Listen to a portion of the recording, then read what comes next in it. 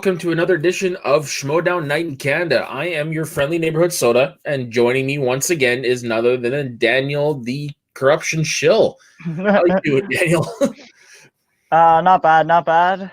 And I mean, is it a shill when you're just the best? I don't know. You know what? I don't know. It's however you want to feel, I guess. And yeah, So today we had we're not talking about corruption. We're talking about the Finstock Exchange. We're talking about the rock stars. We're talking about the quirky mercs. We're talking about swag. Yeah, we're talking about everybody else but it seems this week. So yeah, we had two really good I'd say two heavyweight matches this week. Would you agree? I found them to be like very tight matches, both of them. It like as you get into this final 8 and the final 4 later, like the matches become so tight in these tournaments. Everyone is so so prepared and also nervous at the same time, and it just compounds into just like this electricity that you have in the air. And like it's to be expected this late into the playoff season that everyone is firing on all cylinders, including the managers, because we had such great like promo work and jabs going back and forth. Everyone's sitting their stride, and the first match that we had was like I said, a heavyweight match. You had none other than Lightning Liz Shannon Miller versus William the Beast Bibiani, two really good, really good players. And this match, man, like there was nothing wrong with it. Like, there was no mistakes, nothing. Like it was a solid, intense, edge of your seat match. Like going into it, it was a pick'em, in my opinion. My favorite part about this match is most of the times when these matches happen, that like 9-7 swing in the first round, and then like blow for blow goes through the whole match, goes down to the 5. It usually ends in the 9's favor. And this time we get like the surprise comeback, which isn't really, it's not much of a comeback to say, especially when you go into round 3 tied, but it just seems from the eye test that a lot of those matches favor the person who went perfect in round 1. Be it pressure, or be it just like the person who goes perfect more often happens to be able to hit those more deep cut questions. But it interests me this time around that Liz manages to pull it out. And wow, she looks incredible. Those 5 pointers she's been hit with have been insane. Yeah, hers this week was really tough. Yeah. So yes, 9 points, another perfect round for Bibbs. He's like, yeah, I mean, it's not surprising at this point, but he's had the most of them, and he might have the most in a season as well. So I wouldn't doubt it. He's just right around there with all, and now he's got a term named after him from his last round. And so sorry, he has a term named after him? I must have missed that. Oh, yes, because he's the first ever player to hit all possible points in a game by hitting 9 points in the first round, and then all 8 in the second round, and then being pulled to his 5, but hitting that for a full 9, 8, 10, 27 points. And it was the first ever true perfect game, every question, all accurate.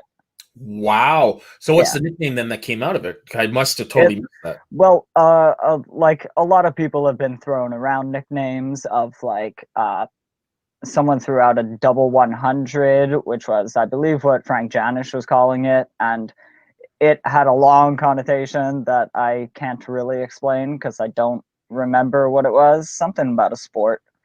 And then yeah, like people are looking for like perfectly accurate, a flawless game, and then like the best one was just like, I don't know, call it a Bibiani Yeah, because that's the way to go. he did it. Yeah, Yeah, pulling a Bibiani. Yeah, I think you that's could got a good ring to you it. could call it a beast game as well, but Or pulling a Bibbs. yeah. Anyway, we get into this match. It gets very interesting in the actual mechanics because you get 9-7 Bibbs over Liz Shannon Miller. Liz gets opponent's choice, Yeah. and um, given sports movies, most people, if you're not sure what your opponent knows, and you can kind of throw sports movies at a lot of people and see a bigger struggle than what we saw here. Because I mean, all the Schmoedown fans and players are giant nerds, and not all of them are also sports nerds, right? Yeah, and so what do you think of his strategy of giving her sports? Like, what do you think it was more of he wants it off the wheel, or more of there's no way she can get all these points? I like when he chose it. I was going more towards the latter. um, No, I do think more the former now that you bring it up, because of the way when we get to his round where he kind of goes through most of the wheel, and he didn't seem overly confident that like this didn't seem like the best wheel he could be looking Mhm. at. So maybe there were, I can't remember exactly what was on it, and um, but maybe there were a few very broad categories that you could have picked, but sports is a broad enough one. Yeah. Especially, I mean, I'm a sports fan in that I like two sports, the Schmoedown and hockey. Like I used to watch wrestling, but I don't very much anymore. And like yeah, I don't care for any of the other major sports, so I wouldn't really watch many movies about them. I've seen like Field of Dreams, I've seen Yeah. Rudy, like the big ones, sure. But like my favorite sports movies are the hockey ones, obviously. See, I've always found you don't need to be a sports fan to enjoy a sports movie, but I guess that's just me looking at it. Mm, Because like yeah, they center around sports, but the messages that are in the movies aren't necessarily sports related. Like perfect example is Field of Dreams. Yeah, yeah. it's going to be about baseball, but I mean it's more about missed opportunities and the father son relationship and stuff like that. See, I figure like less so to watch a sports movie in general, sure, but to like sports movies enough for it to be a 7 out of 8 point strength in a round 2, that's either just very studied knowledge, a vast like array of knowledge, or like she really loves sports movies. Like Yeah, and with that being said, I was pleasantly surprised he actually managed to get all the questions right because it's, yeah, it's not often you I, see that in sports. there were some interesting questions too. Yeah, and yeah, like sports movies is such a strange category Mhm. because also you have a bunch of weird sports movies that are like that niche sport. So there's only 3 of those movies, and you remember all 3 of them like they're the Yeah, same movie. yeah, pretty much. Like, yeah, like they could ask questions about the movie Wimbledon. Like, how many tennis movies are there? Yeah, Right? yeah, exactly. And you could easily conflate 2 of them, and that would be a problem. Yeah, And then we get to Bibbs's wheel. He gets spinner's choice and goes for horror. And I'm thinking this Liz is playing great, but this is Bibiani with mm. his slice. I was not looking forward to it until she gets a steal off him in the multiple choice that he couldn't get. Which was a shocking moment in the game. Yeah. Uh, I mean, just Bibbs missing a horror question Mhm. with a multiple choice is strong enough. But um, the I can't even remember the question, but I actually knew he was wrong because I thought to myself, and I could be totally wrong here. Is PlexiCorp not the company in RoboCop? You believe so, yeah, because And in Resident Evil. No, that was what was it? Yeah, no, it wasn't the Resident Evil question he missed. yeah, I don't remember. oh, it might be a company in Star Trek as well. I Oh, okay. quickly searched it up and it came up a real company and then a Star Trek thing. So I don't know. I really thought that I had remembered it being a RoboCop thing, and I was just like, oh no, that's an action thing, not a horror thing. No, no. And then yeah, but it was just like company names are tough, especially when they are just like in such a broad category. And so we get a tie game. Couple things, because they ace most of their questions in round 3. So Liz Shannon Miller with a Tom Cruise, Bibbs with an animated. Remakes and reboots is always a fun slice I category love when it comes up. that slice is on the wheel now. I really do. Yeah. We were at a point now where there are so many of them. Yeah, it definitely deserves some slice. Well, I'm not sure if it's actually a slice. I would be interested to see if it's a round 2 slice. Yeah, I was gonna say, I think I did see it as a slice. Yeah. I might be mistaken, but I thought I saw it as a slice once. That could be interesting. Because remember, they did implement a whole bunch of new slices this year. Yeah. But I mean, it's a very mixed bag slice. So you're looking at it like that's a Ben Bateman slice. Yeah. If that slice exists and Ben Bateman obviously knows it by heart because it's that perfect of a like it's such a wide array of movies, but it's so studyable because you know what remakes and reboots are, so you can study which ones are done. And I mean, with that one, you could even include like remakes of foreign films. Like you could have questions about The Birdcage in there, which is a remake of a French film called La Cage aux Folles. So I mean, it could be anything. So yeah, you're right. It really is a mixed bag. Yeah, and then comedies for Bibbs. His 2010s question: who plays Sally something? Kevin James's wife. I was yelling at the TV because I love the grown-ups movies. I know I've seen it and I couldn't remember it for the life of me. I can picture her, but I can't. Yeah. When it took me a second because I didn't remember her character's name. For a moment, I'm like, why are they talking about his mom? Because his mom is in Grown Ups too. But I'm like, no, that's Maria Bello's character. And then Liz Shannon Miller, movie release dates coming to haunt her again. That was impressive. Pull that out. That was nuts.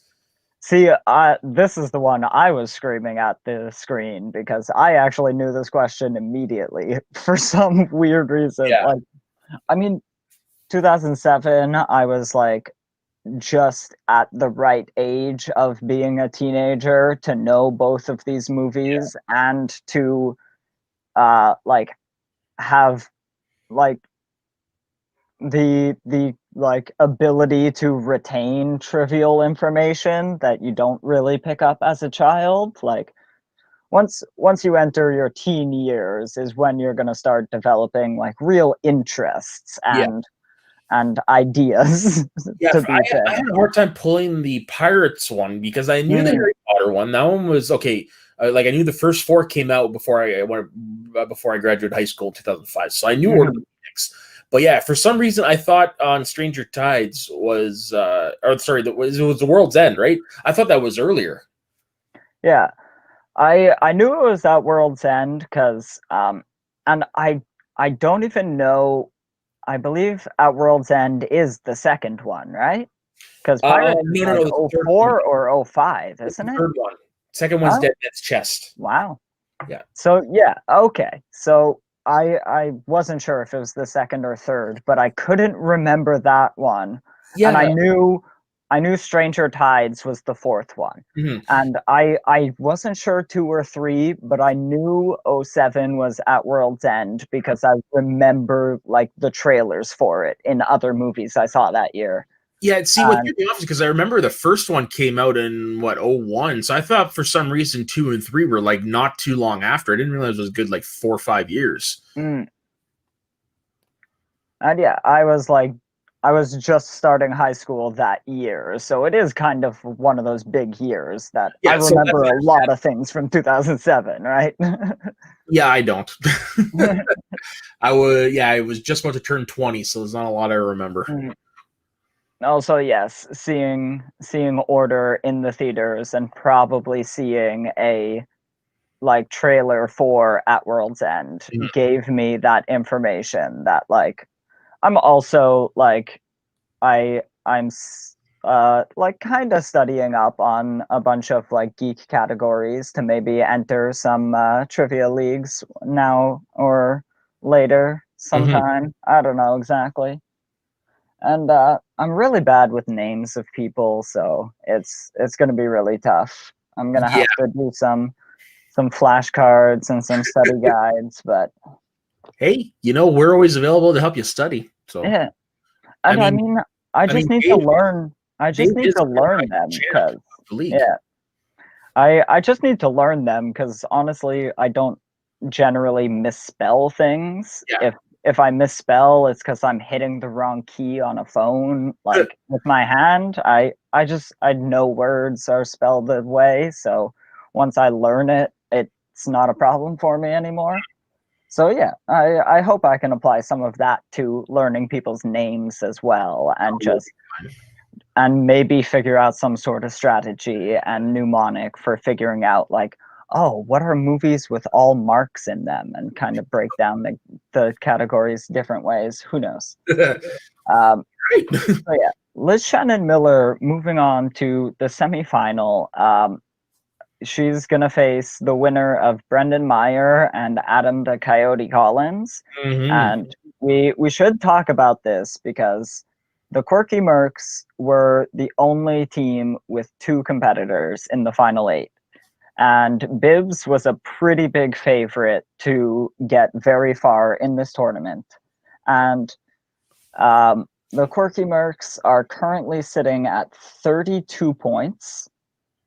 And it kind of looks like their season is over. But at the end of the show, I have a long tirade about how I think they're not necessarily out of this. Yeah, it's gonna take. I'm really curious to hear this. It's gonna take some interesting things to occur, but not improbable things. And also, it depends on the couple like mishmash of matches that they throw in the extra weeks leading up to Spectacular. That will be after the team's tournament ends and everything. There will be some time, I believe, and there could be a couple of different undercard matches coming up. But we should get into Snyder versus Riley. This match, I was so looking forward to this match because I mean, we've seen so much old school versus new school in this season and this tournament especially. And this match is one of the few that we just get old school versus old school. This felt almost like I was watching season 3. Yeah, no, I'm not wrong with you because I mean, even with the managers, Gucci and Roxy, you've been there for a long time. So it was definitely a trip in the Wayback Machine, as it were. And it was a good match. Like, kudos to Riley for clawing back. Yeah, I mean, he made the most valiant effort out of what he had. Let me see. I'm actually not even super like unimpressed with his play. He played super well in this round, and he's quietly had a very good season. When they were talking about it, I started counting it in my head, and he's won 2 matches in this tournament. Then he won 1 earlier in the season. Who did he play? Janine. Yep. And he won 1 with Who's the Boss and lost 1. So he's 4-2 on the season. Which is pretty good. Yeah. Not all of his games were clean. No. But the video drew comes Yeah. And he gets the job done, and that's all that matters at the end of the day is winning the game. 0-1 hockey game is a victory. Yeah, exactly. Doesn't matter how you win; it's just winning. Yeah, and he 9-7 Snyder over Riley. It gets to. Did it get right to the animated question? No, it didn't. It did. Riley missed like the 6th or 7th. Well, I just remember being the 8th question was animated because Snyder was just Yes, I'm not going to get it. It's animated, and it was animated. Well, no, I remember they both had Aladdin, and so Riley missed an earlier question that. It was the hot rod question that he missed. Who played Rod Kimball? Yeah, and because Karloff called him out because he was writing after Harloff said pens down. So that's how I remember that one. And then he mentions he had the wrong name anyway, which is kind of funny. Spins Will Smith decides to roll away from it because it's been spun a few times and they were concerned about the depth of the questions. I'm not sure if that's a specific argument to spin away from an actor specific slice, especially because Will Smith has a large enough filmography that they can still ask. They're still going to ask 2 or 3 pretty surface level questions and then one that makes you think a bit, right? Yeah, for one sure. or two. And it's a pretty fair balance. But Christopher Nolan, I thought this was a perfect category for Mark Riley. It was a next to perfect one. I think if he goes multiple on the first question, he gets it. And this match looks pretty different because he has a much different. The turning point of the match right there is the Anne Hathaway steal. Yeah, and really to be down 2 points, that 9-7 that I was talking about, and then to get like a category you're comfortable enough in, and to drop the first question and get it stolen. So now that's a 4-point swing just on that, and you were already down 2. So it's just very disheartening and tough to climb yourself out of a hole like that. And he almost did. Almost. Yeah. And you can see like at least one of those multiple choice questions he knew, but now he's playing it safe because he's so far behind. He needs his points to actually stick to the board. And he goes 4 for 8 over the round, which I wouldn't have been mad if he went to multiple choice and he got 5 for 8 on this round. That's a solid round, and we play on a very different trajectory. But and then Jeff, he was so happy to spin Festival Darlings, and I was very happy because I have him in my fantasy league and he's going to pick me up some points, and he has picked me up so many points that he is very surprising me. Well, not just you. Harloff said at the end. I wasn't sure about like. As I say, Harloff said he's picked up 13 of the Rockstar's points, which is more than half. So he's picked up points for everybody. It seems. Yeah. He is like really. Actually, this is another thing I wanted to bring up. We kind of need a clip out, like long segment of how many times and how many players Tom Dagnino has called one of the 5 best players in the league. Because I think the list might be 14 or 15 people by now. Yeah. Festival Darlings goes 6 for 8, has to go multiple choice a couple of times. It mentions in the post that he's not actually happy with that because it's one of his strengths. It's a thing he likes. It's his favorite movies. But I mean, are you going to be mad when you're up 6 points going into the last round? You're not really going to be mad at yourself. No, but you know what? Some people, though, they want to, they don't dwell on the ones they got. They dwell on the ones they miss, especially when you're a competitor like Schneider. Yeah. So we got 17-11 going into round 3. Riley has to hit all of his questions, or, well, he has to hit the 5 for sure, and he has to hit one of his other questions to even make Jeff answer anything. Gets a 2 in crime, gets it, 3 in Scorsese. Tough 5-point question. Yeah. Director Milos Forman made his American acting debut in what Meryl Streep film? Now, this is an epitome of a 5-point question because the movie Heartburn, like, it's, I personally never heard of it, but again, I'm not the measuring stick, but I'd say it's definitely one of the lesser known Meryl Streep movies. So you really have to know your shit to know that one. Even Snyder said he didn't know it. Yeah, and actually, he's been mentioning that a lot too. He's been giving all of his opponents so much credit that like this is a very different Jeff Snyder that is both like coming up against the best competition he can be, and he's playing the best game. Well, I mean, a good enough game every time. He's playing the best game on the night every night, right? For sure. Yeah, going on this run here. Yeah, he's played long enough that he knows when to turn it on and when to turn it off. And you're definitely seeing that in the tournament because from bell to bell, he is on. But then when it's over, yeah, he definitely knows who to give props to and all that stuff. You can definitely tell that's a mature, legendary, not legendary, but it's a veteran. That is a true veteran move. And I mean, again, like he's allowed to be as like dickish as he wants because he's one of the bad guys, but like he is giving props where it's due because so many of his games have come down to that big question of, do you know the deeper cut in this one category? And what are your thoughts on his challenge? I knew it wasn't going to go right away, but it was definitely a challenge worth making. Yeah, I thought it was a challenge worth making. I could see it going the other way as well. I'm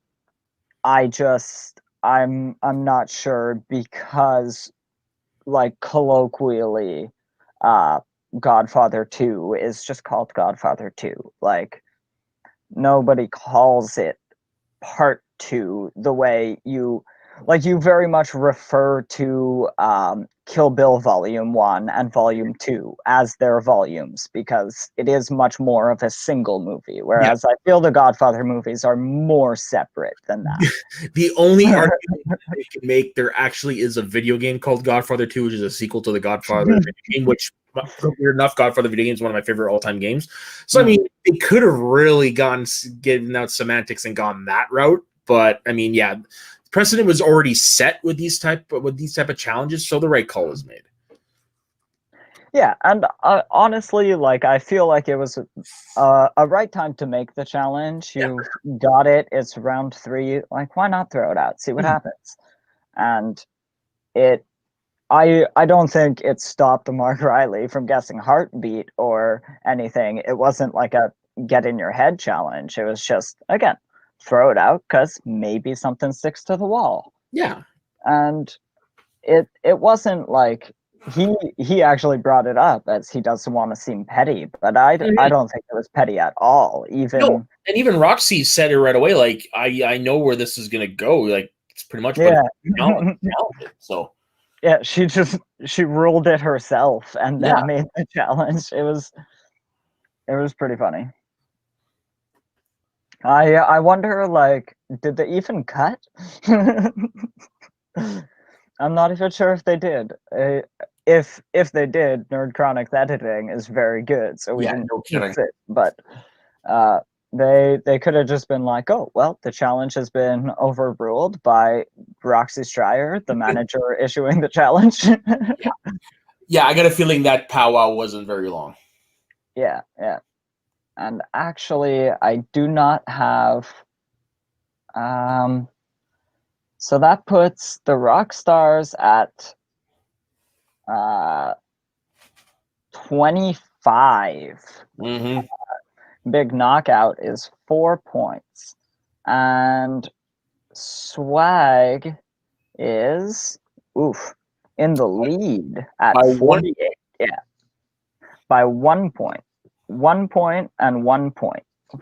And actually, it was like these three teams are separated by only 2 points. And it went from 47, 46, 45 to now it's 48, 47, 46. Swag, Finstock, Exchange, and Corruption. Yeah, I have to admit, I'm very happy that the standings are the way they are. Like, I didn't want to see Finstock Exchange run away with it. I think there's definitely more drama and just more at stake when it's a race at the top like this.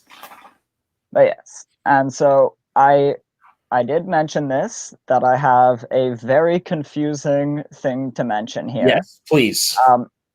Okay, now bear in mind, this is predicated on a couple of different things, and I'm focusing on these 4 factions at the top: Swag, Finstock Exchange, Corruption, and the Quirky Mercs.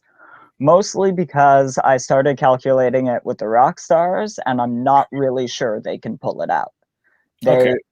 Like, if their team, like if the odd couple goes into the team's tournament and literally knocks out every one of their opponents, they get a maximum of 12 points, and then 7 or 17 if you included them winning the title at Spectacular.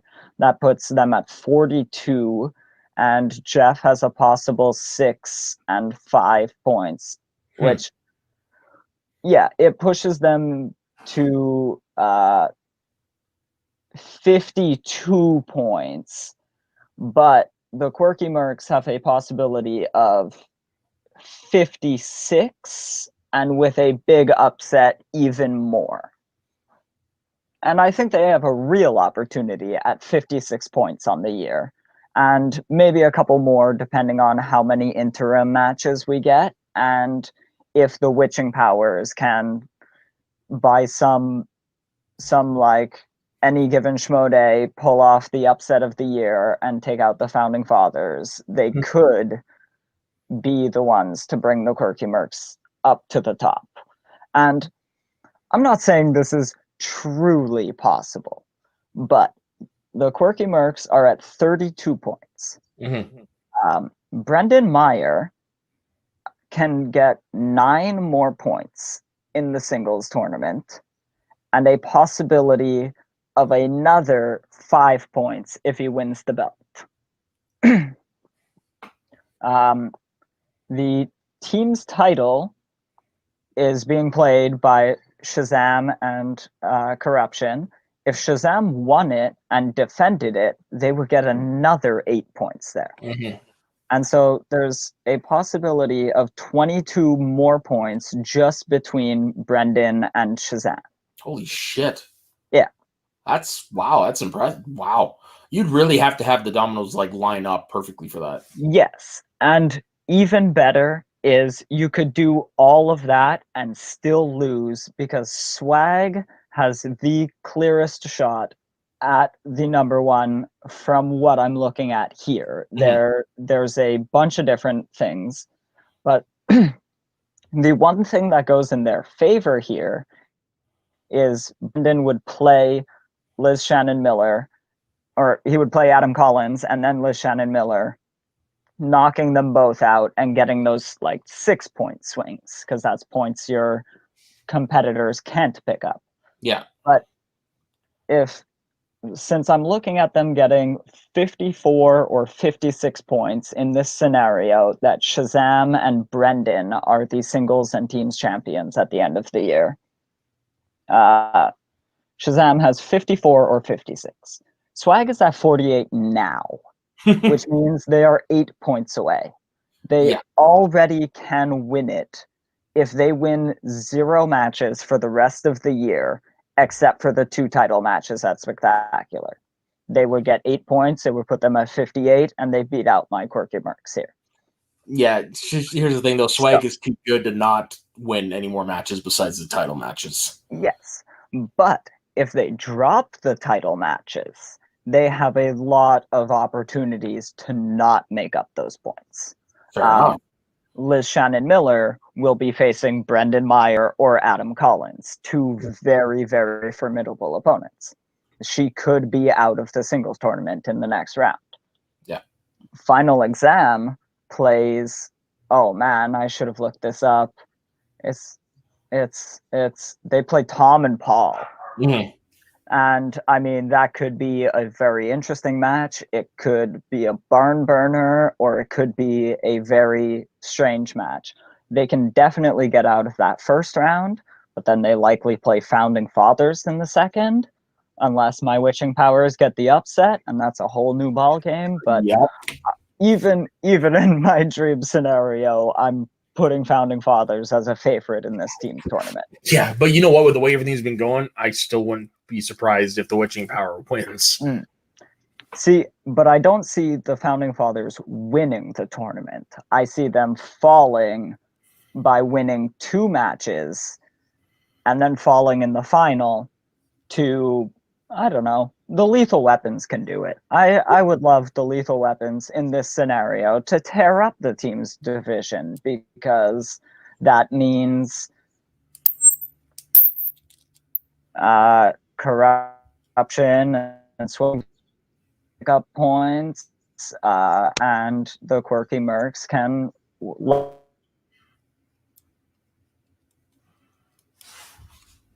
Sorry, I lagged for a bit there. It's all good. I think I got where you were going. Everything went black. Oh. Yeah. What was the last thing I said before I stopped? Just so we have a clean break. You were talking about the Lethal Weapons. Tearing up the tournament. And yeah, I said I'd love for the Lethal Weapons, because then Swag and Corruption couldn't pick up any points. Okay. So we'll mention to Dave 3645-ish. Okay. I'll mention it to him so he knows what to look for. But you want to do a count here? Sure. 5, 4, 3. And yeah, so the Quirky Mercs can't really get first place for sure, but they can definitely get into that second, third range that would really show and make a display for Koi's position as Manager of the Year, potentially. Definitely on the ballot. I think it would be fun if the Quirky Mercs kind of played spoilers. You know what I mean? Like, made it really hard for everybody else. And while Swag has the biggest potential for points, because if I look at it here, Liz can pick up 11, Final Exam can pick up 14, that's 25, and another 5. They have a potential 35 points on the board still. I would put them at 83. If they had all the belts at the end of the year, which Swag is the only faction that can have all of the belts at the end of the year. That is true, yeah. And because the Rock Stars can't play for the Inner Geekdom belt, only Corruption and Swag can, and Corruption can't play for the Star Wars belt. And Finstock Exchange can't play for the IG. They already have singles. They could potentially play for the teams again. They could potentially play for the teams. And Dan will be defending the singles. Yeah. Oh, if he defends it for the 3rd time, is Dan the GOAT? I mean, Dan's already the current GOAT, but I'm still holding out that Chance Ellison is truly the best player in the Schmoedown. And he's only season 3, so we haven't seen it yet. If Dan defends again, I say they pull a Hulk Hogan and they start referring to him as the immortal Dan Murrell. You got it. At that point.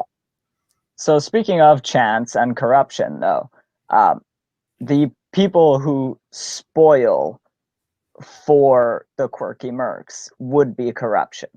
If Collins beats Meyer, this essentially becomes moot, because Meyer needs those 9 points in order to spring the Quirky Mercs into action. In fact, he needs all 14 of them. He'd need to win the singles belt.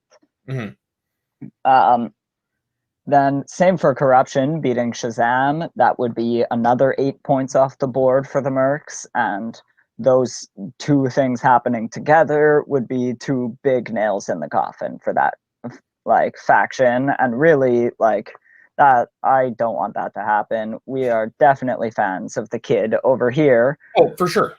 And even though it is my team going up against him, I feel bad.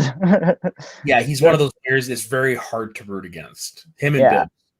Bibbs. Next week is going to be very tough for me because Daniel I got to Hill. watch so many very, very hard to watch matches. Yeah, next week will be Daniel's choice. Between my faction and my country. Pretty much. Yeah, pretty much. Was there anything else you wanted to touch on? Nothing specifically. We have the last match that we talked about. I did not talk about. Snyder's going to play the winner between Ethan and Tom. So actually, you want to talk about those matches? Sure. Ethan and Tom, who you got? I would like to see a rematch between Snyder and Irwin. A reboot? Reboot? Yeah. A remake and reboot of Snyder Irwin? Yeah, part 2. Snyder Irwin? Yeah, I think that would be a Snyder great cut. Now, it would also be fun to see Tom win and go up against Snyder, because we all know how Snyder likes to play mind games, but he's never played anyone like Tom. Yeah. And honestly, watching Tom versus Ethan Irwin is going to be an interesting as hell match. Yeah, because Ethan's normally as cool as a cucumber. It's very rarely do you see him get rattled. Yeah, and like one of the few times was like playing the loony bin. Yeah. True. And yeah, it was kind of his Dan Murrell, Andrew Guy moment. Was just like, wait, like, because when you're just such yourself in the match, and as your persona is just like being yourself and being a nice person and being being you, and you're confronted with such a character actor to play opposite you, it is very hard to, because you have concocted a character, but you've concocted the straight man, and that is very hard to be in an improv setting when you're playing with such a creative character that is going to come up with these like truly wild things. Yeah. You can play with the mean characters because it's easy to do a back and forth. But to play with the kooky characters is tough when you've created a character that is not supposed to react in strange ways. Yeah, and I think Ethan will do fine against this, because he's already played him. He's got Sam, and he's got Sam and his manager, so Sam's definitely could probably be coaching him on like how to not get not let Tom get in his head. So yeah, and he's got Andrew Guy as a teammate who is the master of getting in people's heads. So he should hopefully know how to counter it. Yeah. Okay, who do you think is better at that? Do you think Snyder's better at getting people's heads, or do you think it's Guy? I would say it's Snyder, but like Guy on Team Action was definitely more powerful. But as the Schmoedown evolved into a more family-friendly product, Andrew Guy has been one of the leading people in that charge. He is actually one of the best for, like, his character was incredibly vulgar and then has flipped the switch so perfectly because he's a true professional. And like I think he swore once on backstage by accident, but really he has been like such a model like citizen in that regard. And it's that in a way is a constraint that puts a small damper on your ability to improv. And like it's easier to be mean than it is to be like who Andrew Guy was. Like, the dastard is more than mean. It's you kind of need to be vulgar to be dastardly. Yeah. And so I think that put some constraints, and I don't want to say led to the character change, but certainly like the character change might like be better for a more family friendly product. Yeah, well, I don't think it was the change in audience. Also, I meant the debonair change. I think it's because people were cheering him. Yes, and I meant specifically the debonair change, and not when he accidentally discovered the nefarious plot of the Schmoedown and opened all of our eyes to the real truth. Yeah. No, you're not wrong. But yeah, no, it definitely, it was a natural evolution, because once the fans were on board with him, he had to turn face. So, that's a lot about Ethan Irwin and Tom, and we've got a bunch of other matches coming up when we do that teams tournament, and everybody should probably go check out our YouTube page and go like and subscribe over there, because they probably aren't, and then head on over to Facebook and join our group and come hang out with us. 100%, and don't forget our Twitter account either. There is one thing I want to shout out from this week. It's probably my favorite moment of the week. It was the Liz and Bibbs NeverEnding sing along. Bibbs had such a good voice. I mean, all of us. You didn't just assume that. I mean, not only assume, but like he loves musicals, and he's always like using like. He doesn't generally sing, but I'm absolutely sure he has sung quite a few times. Totally, but the NeverEnding Story, man, that's not an easy song. Like that was impressive. Especially to hold that note that long. True. A trained singer. Yeah. No, definitely kudos to them. So, where can everybody find you, my man? I can be found on Twitter at my handle down here at Avengers_SOTN. That's Schmoes of the North, which you can find the Schmoes of the North at Northern Schmo on Twitter. And where can they find you? Personal account, apparently. Where can they find you? So that you can find me on Twitter and Instagram at soda_the_saxman. You can obviously find me here on the Schmoes of the North group and Facebook page and YouTube channel. You can also find me over on the Media Sweaties Network, where every week I host a show with Ben Rayner and Jordan Anderson called Get Sweaty, where we break down the week in movie news, sports news, and we break down our personal top 5. Our latest one is going to be top 5 random songs in movies. So that should be interesting. That sounds fun. Also, we just debuted a new show called Shooting the Breeze with Ben and Matt, where we just talked to a guest for about an hour and whatever. And our very first guest was none other than Alex Shawshek. So definitely check that out. It was a great conversation. Yeah, and one thing I wanted to mention was I should talk to you at some point about getting on the Media Sweaties Network once this very, very upcoming NHL draft goes down, and we can talk about some hockey on camera. Yeah, I definitely be down for that. I don't know if the other guys are also hockey fans, but no, I'm generally the only one, but I'm sure we could get something to work. So with that, thank you very much for joining us on another episode of Schmoedown 90 Canada. As always, keep your stick in the ice.